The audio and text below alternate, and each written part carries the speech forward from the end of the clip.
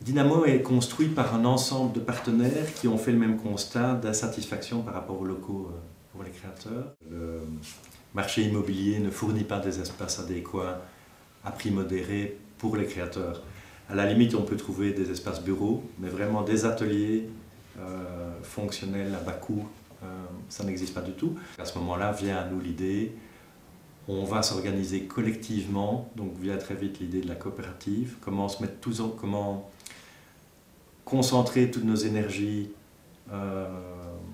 parce qu'il y a beaucoup de parties prenantes dans ce projet, comment les concentrer. La solution juridique en termes de structure est assez vite venue, c'est la coopérative qui permet à la fois qu'il y ait des personnes physiques, morales, qui rentrent et qui sortent. Donc le système le plus fluide, le plus adéquat nous semblait de la coopérative. Et très vite derrière est une idée de coopérative à finalité sociale, puisqu'on ne fait que répondre à un besoin. Notre objectif premier, c'est fournir les locaux, mais on ne recherche pas l'enrichissement en termes d'acquisition de bâtiments et de rénovation de bâtiments. L'objectif, au-delà de fournir des infrastructures adéquates et à bas prix, c'est aussi évidemment que tous ces créateurs vont pouvoir se renforcer les uns les autres. Soit en travaillant les uns pour les autres, soit simplement partager des trucs astuces, des expériences de vie professionnelle.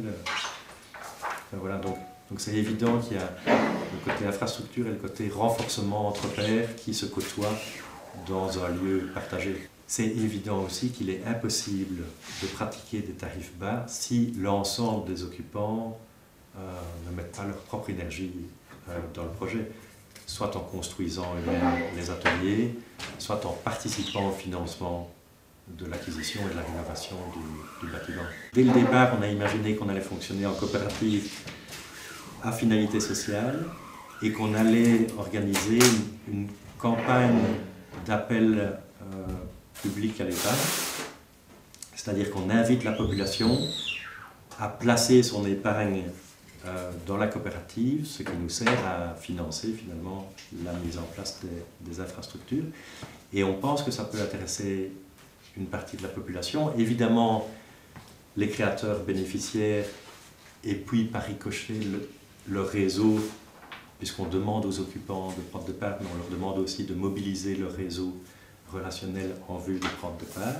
Mais par extension, on peut penser qu'il y a une partie de la population qui est intéressée à placer son épargne dans un projet qui met en place l'infrastructure qui va soutenir le développement des activités culturelles ou artistiques sur Liège. C'est une manière de retirer des infrastructures dédiées à la culture, de les retirer et de les préserver de la spéculation immobilière en fait. Ce que je ressens en discutant avec les uns et les autres dans le bâtiment et avec les créateurs, ils sont globalement satisfaits. C'est toujours comparativement à une situation antérieure aussi. Par rapport à une situation souvent où ils travaillaient probablement chez eux, dans le salon, grenier, cave, ou dans des situations plus ou moins précaires, et donc manifestement, à la fois en termes d'infrastructure et de liens sociaux et professionnels dans le bâtiment, ils ont l'air d'être tous satisfaits aujourd'hui, pourvu que ça dure.